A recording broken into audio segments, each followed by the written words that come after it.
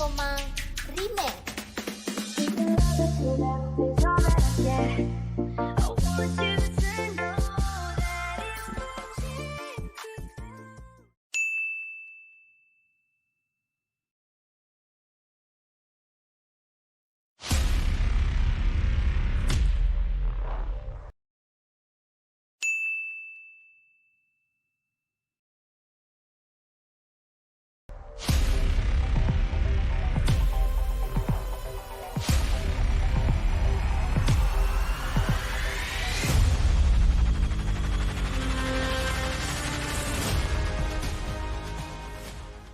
Oke, Assalamualaikum warahmatullahi wabarakatuh. Pada kesempatan kali ini kami dari kelompok 3, saya Afif Zaki Mukhlison. Saya Ahmad Jumlah Sidiki.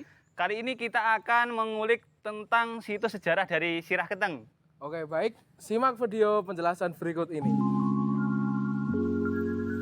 Sejarah situs Sirah Keteng terbagi menjadi dua. Yang pertama versi legenda, yang kedua versi arkeologi.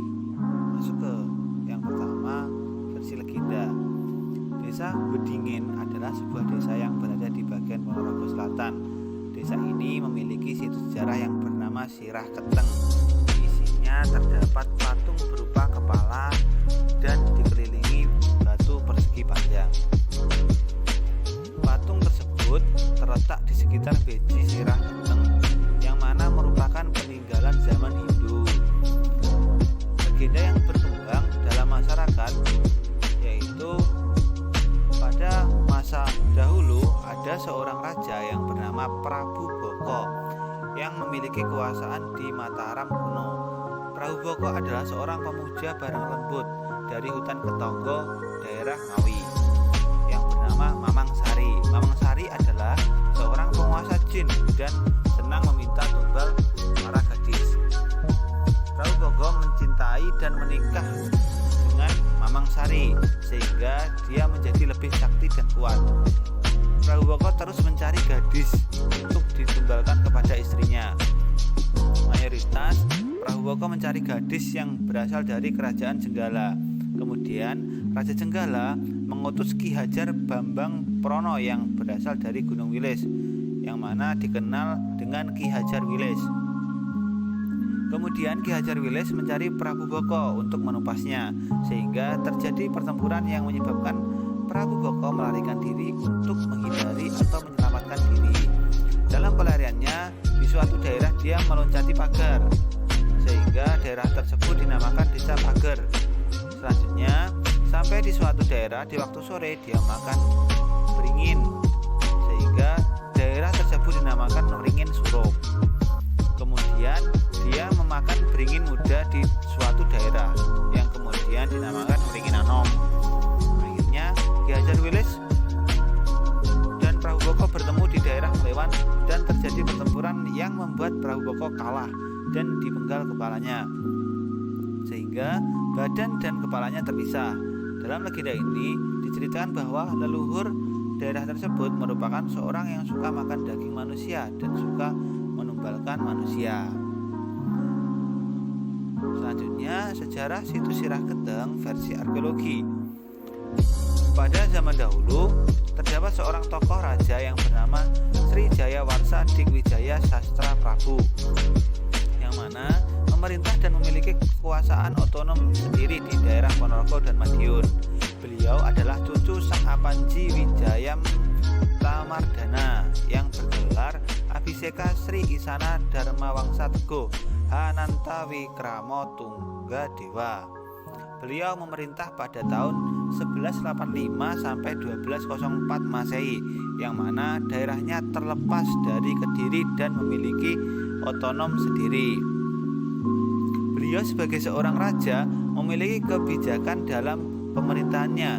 Salah satunya yaitu memberikan daerah Sirah Keteng sebagai tanah perdikan atau daerah yang memiliki keistimewaan dengan tidak dikenakan pajak oleh negara.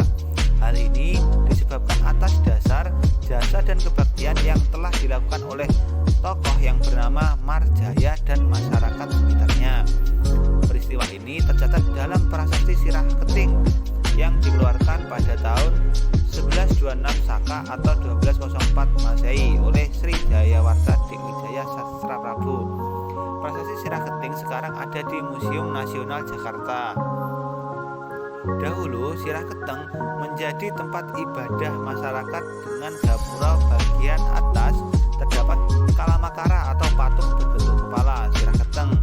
Sedangkan di bagian kanan kiri gapura terdapat dua patung yang bernama Dua Rapala atau patung penjaga.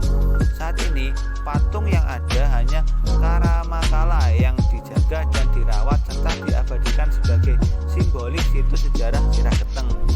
Dahulu Sirah Keteng merupakan tempat ibadah, maka terdapat pula tempat untuk mensucikan diri sebelum melakukan ibadah.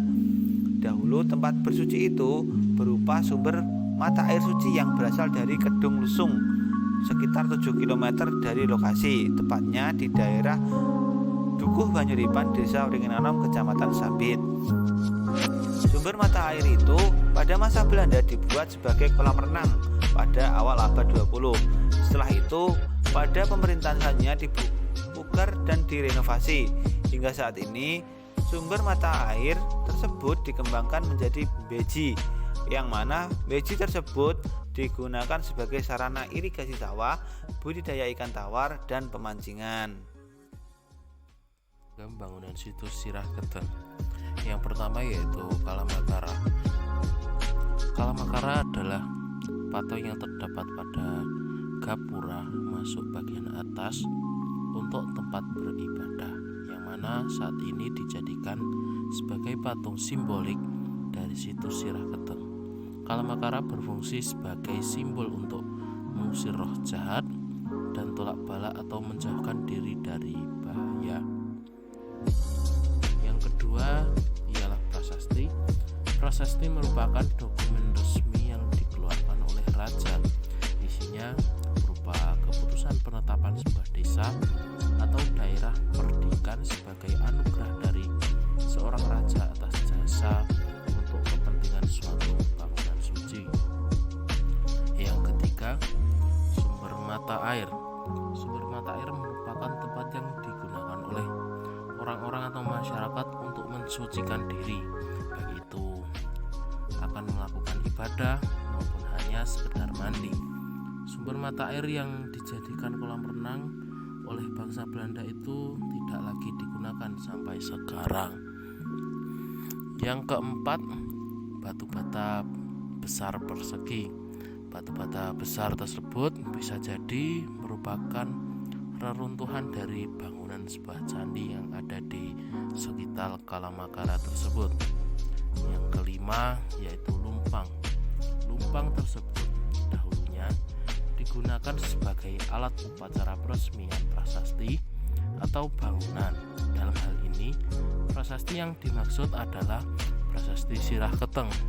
Lumpang dalam situs ini berjumlah ada 2 buah.